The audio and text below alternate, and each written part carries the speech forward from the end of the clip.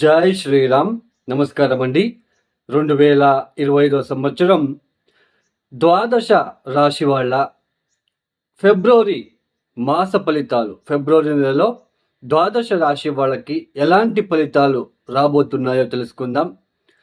ఇక్కడ ముఖ్యంగా ఈ ఒక గోచారం ద్వారా తెలుసుకునే జన్మ రాశి ఫలితాలు ఏదైతే ఉందో అది కేవలం 30% మాత్రమే వర్తిస్తుందండి. అంటే గోచారంలో మనకి గ్రహాలు, నవగ్రహాలు కూడా ఒక రాశి నుంచి ఇంకొక రాశికి మారుతూ ఉంటారు. ఈ ఒక ఏదైతే నవగ్రహాలు ఒక రాశి నుంచి రాశి మార్పు చెందినప్పుడు మనకి జన్మరాశి నుంచి గ్రహాలు ఏ రాశికి వచ్చినప్పుడు ఈ మాసంలో లేదా ఈ రోజు ఎలాంటి ఫలితాలు వస్తాయనేది మనము గోచారం ద్వారా తెలుసుకుంటున్నాం. అయితే ముఖ్యంగా మనకి స్వజాతకం, జన్మ జాతకంలో జరుగుతున్న దశాభుక్తులు చాలా ముఖ్యమైనవి అండి, చాలా ఇంపార్టెంట్ యాక్చువల్లీ. ఇక్కడ అష్టకవర్గ బిందువులు కూడా చాలా ప్రముఖమైన పాత్ర అనేది వహిస్తుంది. ఇక్కడ ఇప్పుడు ఒక రాశిలో ఉన్నప్పుడు, ఒక రాశిలో ఒక గ్రహం ఉంది, ఆ రాశిలో ఆ గ్రహము ఎన్ని అష్టకవర్గ బిందులు ఇచ్చారు, ఆ గ్రహ దశ వచ్చినప్పుడు ఆ గ్రహం మనకి యోగిస్తుందా లేదా కొంచెం ఇబ్బంది పెడుతుందా, దాని ద్వారా మనము తెలుసుకోవచ్చు. అంటే అష్టకవర్గ బిందువులు మనకి చాలా ప్రముఖమైన పాత్ర అనేది వహిస్తుంది.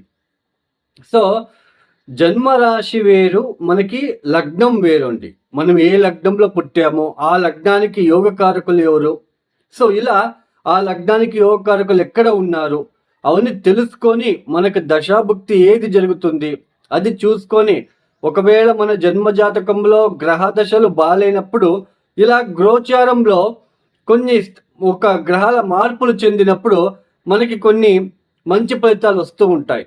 సో ఇది తెలుసుకోవడానికే మనము ఈ ఒక ఏదైతే మనకి రాశి ఫలితాలు అనేది మనము చెప్పుకుంటూ వెళ్తున్నాం.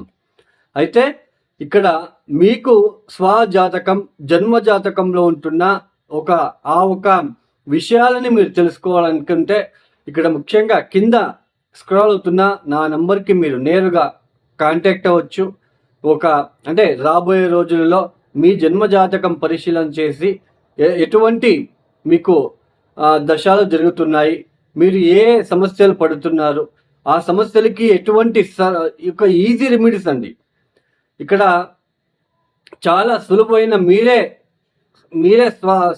స్వయంపూర్వకంగా మీరే కష్టపడి చేసుకోవాలి అలాంటి ఒక పరిహారాలనే ఇవ్వడం జరుగుతుంది. సో ఎవరికైనా ఆస్ట్రాలజీ కన్సల్టేషన్ కావాలనుకున్న వాళ్ళు కింద స్క్రోల్ అవుతున్న నంబర్కి నేరుగా నాకు కాంటాక్ట్ అవ్వచ్చు. మరియు ముఖ్యంగా ఈ ఒక 2025 మాసంలో ఫిబ్రవరి మాసంలో 2025 సంవత్సరంలో ఫిబ్రవరి మాసంలో ఏ గ్రహాలు ఏ రాశులు మారుతున్నాయని తెలుసుకుందాం. ముఖ్యంగా రాహుకి ఈ ఒక రాహు వచ్చేసి ఈ ఒక మాసంలో మీనరాశిలోనే సంచారం చేస్తున్నారు. కేతు కన్యా రాశిలో సంచారం, గురు వృషభములు సంచారం చేస్తున్నారు. ఇక్కడ అయితే ఆయన వక్రించి సంచారం చేస్తున్నారు. అయితే ఫిబ్రవరి 4వ తేదీ నుంచి వక్ర త్యాగం చేస్తున్నారు. ఇక శని కుంభరాశిలో మనకి సంచారం చేస్తున్నారు.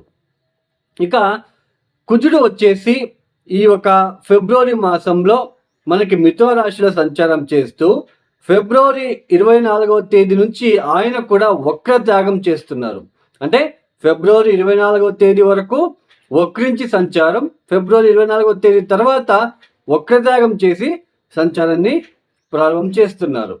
ఇక్కడ ముఖ్యంగా సూర్యుడు వచ్చేసి ఫిబ్రవరి 12వ తేదీ నుంచి కుంభరాశిలో సంచారం చేస్తున్నాడు. బుధుడు ఫిబ్రవరి 11వ తేదీ నుంచి ఆయన కుంభరాశిలో సంచారం, తర్వాత ఫిబ్రవరి 27వ తేదీనే ఆయన బుధుడు నెక్స్ట్ ఇంటికి మారబోతున్నాడు, అంటే మీనరాశికి వెళ్ళి సంచారం ప్రారంభం చేస్తున్నారు. శుక్రుడు ఫిబ్రవరి మాసమంతా కూడా మీనరాశిలోనే సంచారంని చేస్తున్నారు. ఈ ఒక గోచారీత్యా అంటే ఈ ఒక గ్రహాల ఒక స్థితిగతుల వల్ల ద్వాదశ రాశుల వాళ్ళకి ఎలాంటి ఫలితాలు గోచరిస్తున్నాయో మనం ఒక్కొక్కటి తెలుసుకుంటూ వెళ్తాం. 2025 ఫిబ్రవరి మాసంలో ధనస్సు రాశి వాళ్ళ ఫలితాలు ఎలా ఉన్నాయో తెలుసుకుందాం. ఈ ధనుస్సు రాశి వాళ్ళకి ఈ ఒక మాసం అంతా కూడా చతుర్థ స్థానంలో అంటే ఉచ్చ స్థానంలో మీనరాశిలో శుక్ర సంచారం జరుగుతున్నది. ఈ ఒక మాసం నుంచి గురు వక్రత్యాగం చేస్తున్నాడు. కుజుడు కూడా సప్తమ స్థానంలో వక్రించడం అనేది మీకు పంచమాధిపతి అవుతున్నాడు. పంచమాధిపతి సప్తమ స్థానంలో వక్రించడము, తర్వాత తృతీయ స్థానంలో ఈ శని రవిల కలయిక జరుగుతున్నది. బుధుడు కూడా అక్కడే కలుస్తున్నారు. మొత్తానికి ఈ ఒక గ్రహ సంచారాన్ని మనము తీసుకున్నట్లయితే ఈ ధనుస్సు రాశి వాళ్ళకి చతుర్థ స్థానంలో ఎగ్జల్టెడ్గా అంటే ఉచ్చ స్థానంలో శుక్రుడు ఉండడం అనేది ప్లస్గా ఉంటుంది. గృహానికి సంబంధించిన విషయంలో, గృహంలో కొన్ని మార్పులు చేసుకోవాలనుకున్న వాళ్ళు, తర్వాత వెహికల్ కొనుగోలు అనుకున్న వాళ్ళు, కొనుగోలు చేయాలి, కొత్త కారు కొనుక్కోవాలి, కొత్త వెహికల్ కొనుక్కోవాలి అనుకున్న వాళ్ళందరికీ కూడా చాలా ప్లస్గా ఉంటుంది. అంటే అవకాశాలు వస్తాయి అని అర్థం. మీ ఇంటికి సంబంధించిన ఒక చేంజెస్ చేసుకోవాలి, కొన్ని గృహ ఉపకరణాలని మనము కొనుగోలు చేసుకోవాలి.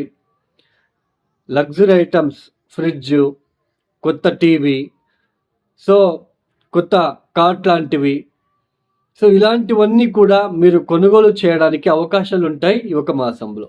అంటే ఇది మంచి వార్తే కదా. తర్వాత జీవిత భాగస్వామితో మనకి సప్తమ స్థానంలో కుజుడు వక్రించి ఉండడం, ఇక్కడ జీవిత భాగస్వామితో కొన్ని ఇబ్బందులు వచ్చినప్పటికీ అవి అక్కడికక్కడే సద్దుముఖం అవుతూ ఉంటాయి. ఎందుకంటే చతుర్థ స్థానంలో శుక్రుడు బాగున్నాడు, శుక్ర బలం ఉంటుంది కాబట్టి బాగుంటుంది అని అర్థం. తర్వాత ఈ ఒక ఆర్థిక విషయంలో కూడా కొన్ని అభివృద్ధులు మనకి కనిపిస్తూ ఉన్నాయి ఈ ఒక మాసంలో. అయితే ఇక్కడ చిన్న విషయం ఏంటి అంటే ఫిబ్రవరి 3వ వారం నుంచి శని రవిలు కూడా మనకి కలుస్తున్నారు కాబట్టి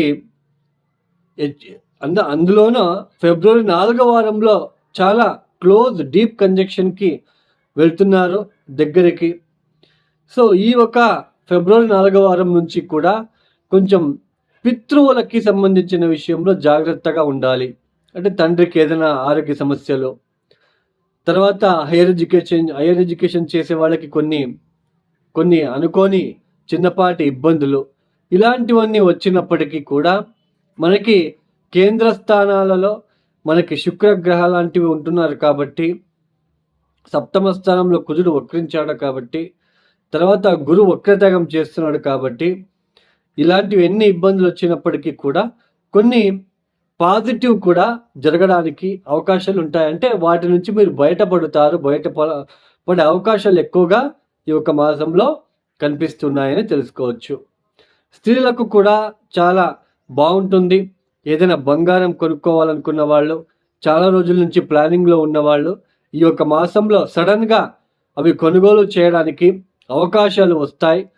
తర్వాత ఏదైనా కొత్తగా పర్చేస్ చేయడానికి, అది వెహికల్ కావచ్చు, ఇంటికి సంబంధించిన విషయాలు కావచ్చు, లేదా మీకు మానసిక హ్యాపీనెస్ ఇవ్వడానికి ఏదైతే అలాంటి వస్తువులు ఏవైతే ఉన్నాయో అలాంటివన్నీ కూడా కొనుగోలు చేయడానికి అవకాశాలు ఉంటాయి. అయితే ఆర్థిక విషయంలో కొన్ని ఎక్స్పెన్సెస్ అనేది ఎక్కువ అవడానికి అవకాశాలు ఉంటాయి. ఎక్కువ ఖర్చు పెట్టాల్సిన ఒక ప్రమేయం ఉంటుంది. 1-2 సార్లు ఆలోచించుకొని మీరు డిసైడ్ చేసుకుంటే మంచిది.